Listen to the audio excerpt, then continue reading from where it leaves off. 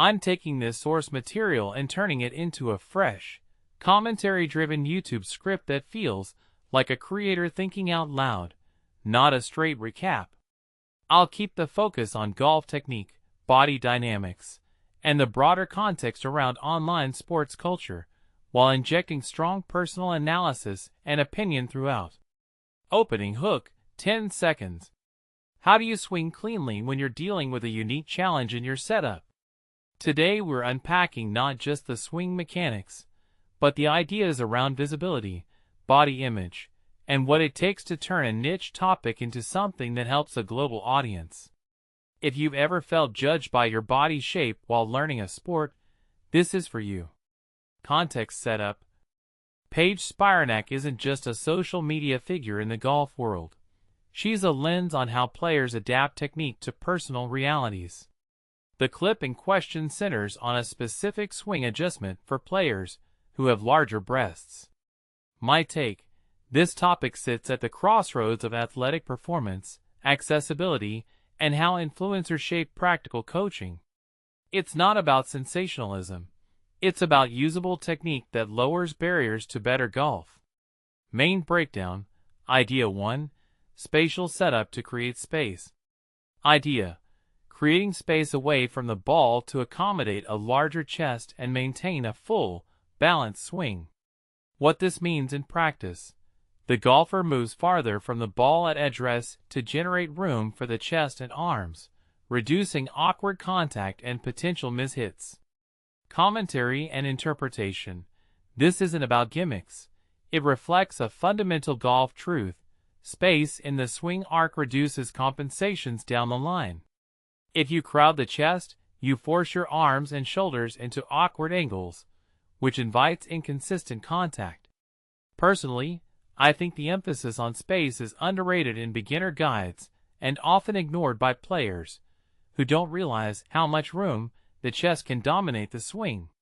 What makes this really interesting is how a simple change in stance geometry can cascade into tempo, swing plane, and even balance through the through swing. From my perspective, this is a reminder that swing efficiency is as much about space management as speed or torque. A deeper takeaway: when you widen your setup thoughtfully, you give your arms a freer path, which can improve timing and feel under pressure. Idea 2. Arm positioning and chest contact. Idea: tucking the right arm and placing the left arm over the chest to manage breast tissue without collapsing the swing. What this means in practice: the alignment helps maintain a connected upper body and prevents the chest from pinching the swing plane. Commentary and interpretation. This is where technique starts meeting personal anatomy. It's not about forcing one universal motion, but about finding a comfortable, repeatable feel that preserves torso rotation and leverage. What many people don't realize is how small variations in arm routing can change club face control and path consistency. If you take a step back and think about it, the core principle is separation. Keep the shoulders rotating freely while the arms stay connected in a way that doesn't disrupt trunk movement. This hints at a broader trend in sports coaching: tailoring cues to individual bodies rather than applying one-size-fits-all mechanics. A detail I find fascinating is how athletes adapt cues to preserve tempo under mental pressure. The cue here may be working, but the real win is the repeatable rhythm it enables. Idea 3. The tone and reception in social media. Idea: how outfits, body image, and provocative phrasing intersect with practical advice in a platform-driven sport. What this means in practice: the video's caption and framing leverage provocative language to grab attention, but the substantive value is in the functional adjustments offered.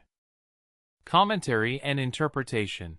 Social media thrives on headlines, but the real test is whether viewers can translate the cues into usable practice. What this really suggests is that performance content often travels through a persona, humor, bravado, and provocative framing to reach broad audiences. A lot of people misunderstand this balance. A strong personality can amplify the teaching, but without solid technique, the message might derail into spectacle.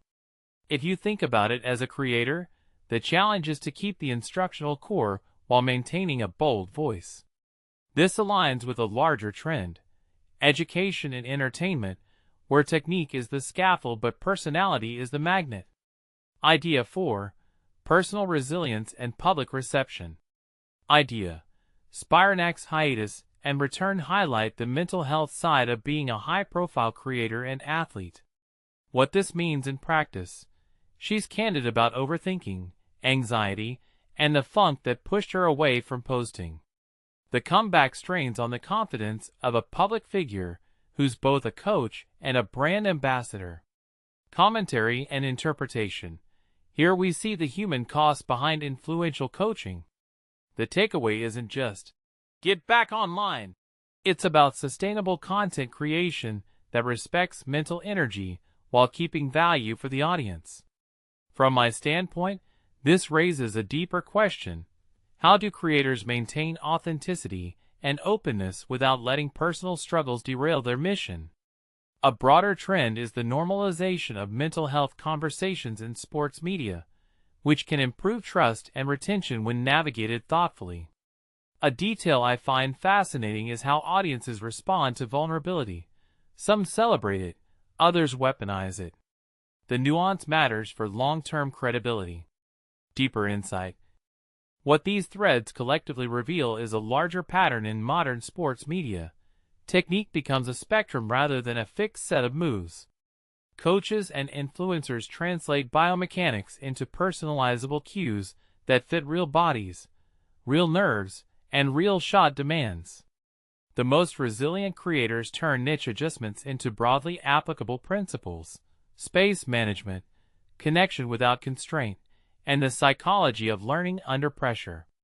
This isn't just about golf. It's about making performance coaching accessible to diverse bodies without diluting rigor. Closing thought. If you're watching this as a player who's felt sidelined by textbook setups, the question to carry forward is, what small, personal change could unlock a smoother swing for you? It's not about chasing one perfect form. It's about discovering a repeatable rhythm that respects who you are. I'd love to hear, what's your biggest obstacle in the swing, and what simple adjustment would you actually try this week? Thank you for watching. If you found this perspective helpful, drop a comment with your own experiences, subscribe for more creator-style breakdowns, and stay tuned as we keep exploring how personal realities shape performance on the course.